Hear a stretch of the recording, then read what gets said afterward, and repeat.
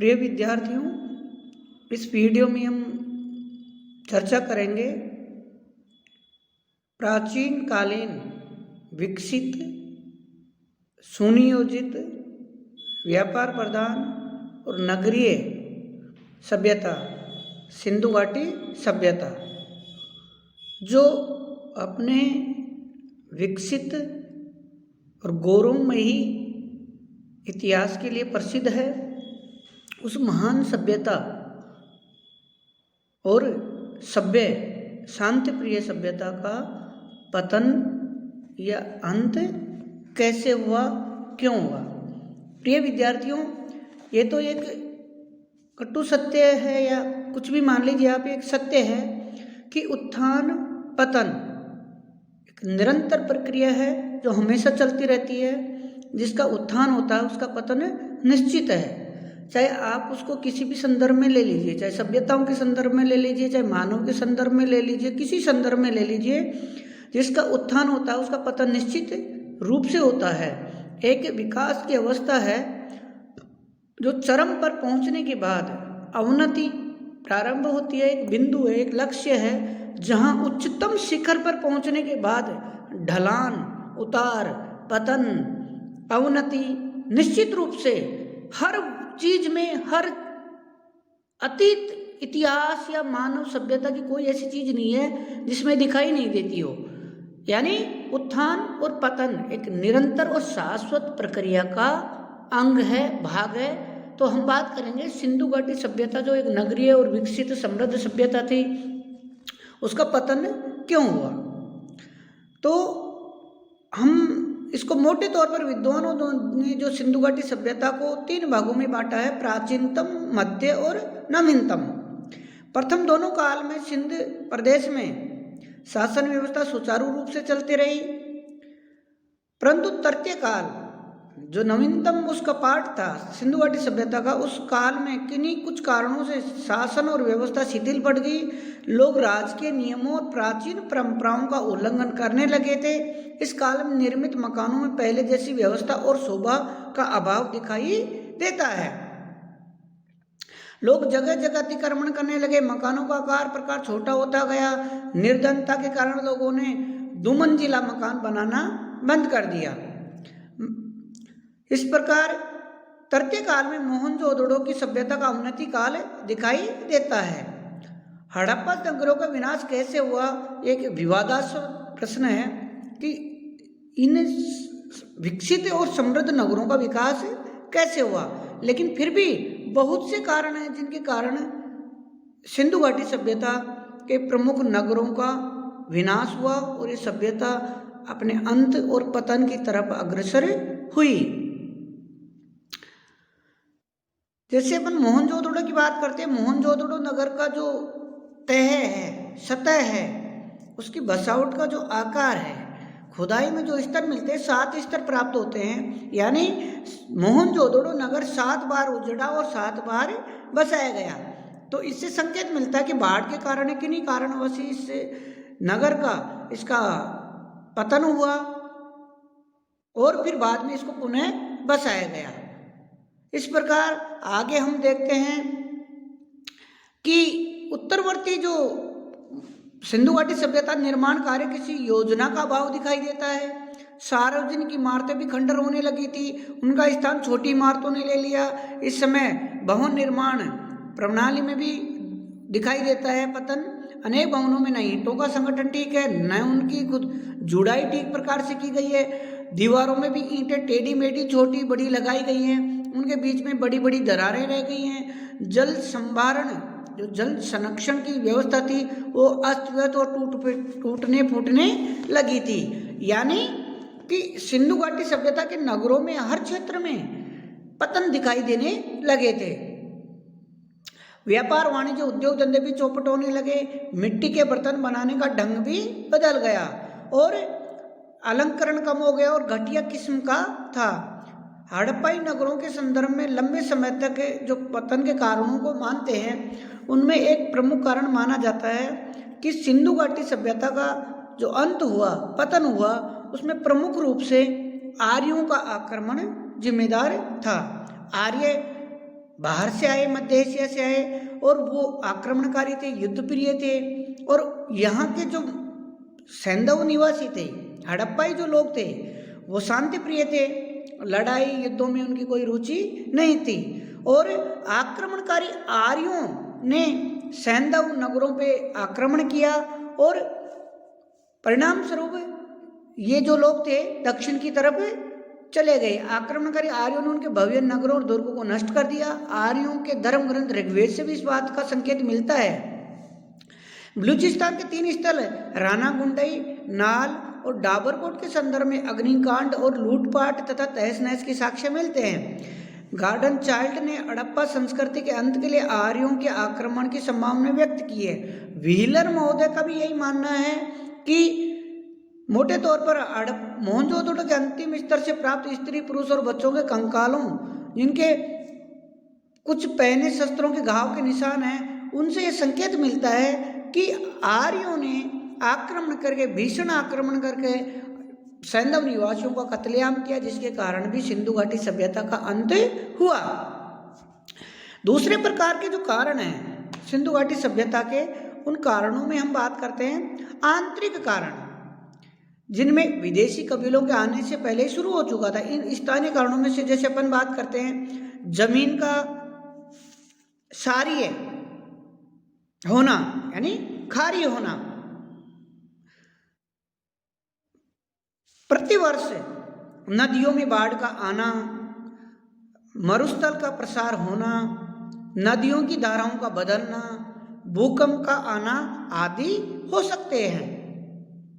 मोहनजोदड़ो क्षेत्र में अनुसंधान से एक जल विज्ञान अभियान से निष्कर्ष निकाला गया कि बहुत समय पहले एक विक्षोभ का आर्थिक केंद्र इस नगर के पास ही था, जिसके कारण यह नष्ट हो गया।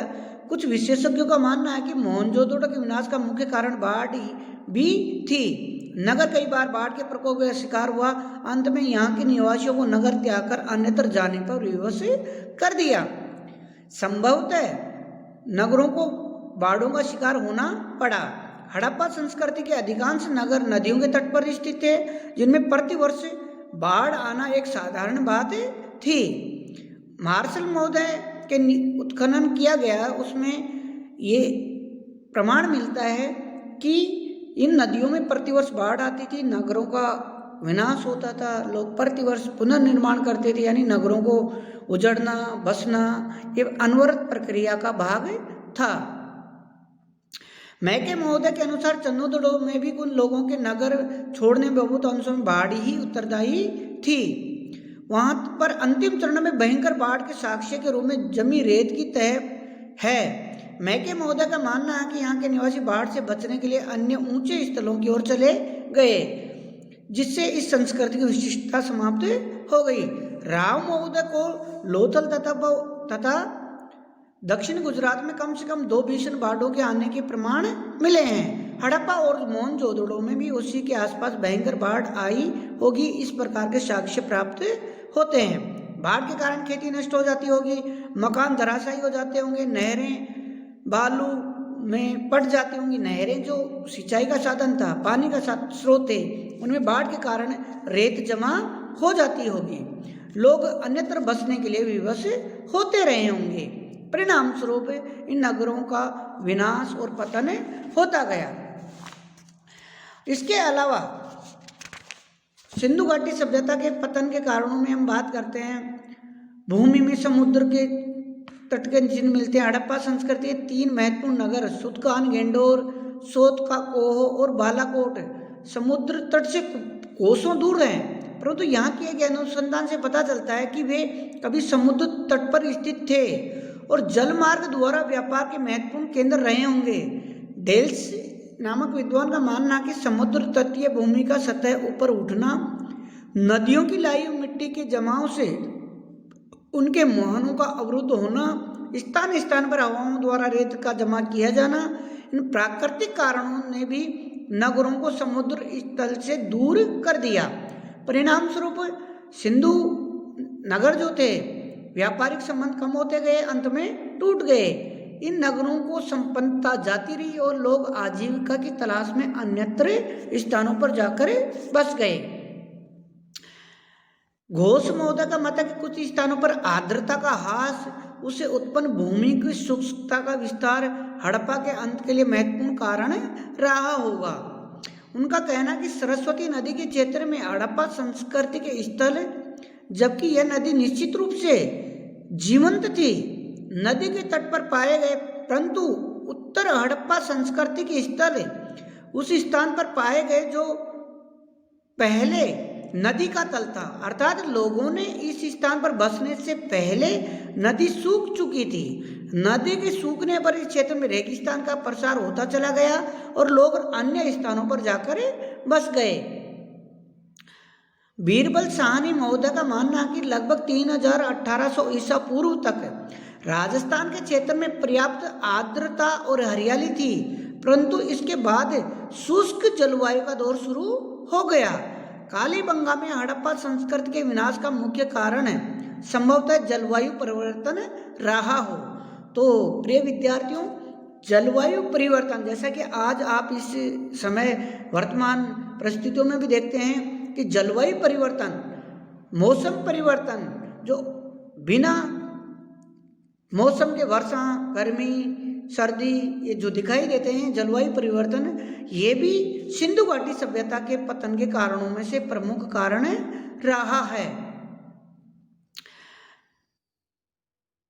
हड़प्पा संस्कृति के अवशेषों पर किसी अन्य संस्कृति के अवशेष नहीं मिलते। इससे अनुमान लगाया जा सकता है कि यह स्थल सदैव के लिए निर्जन हो गया।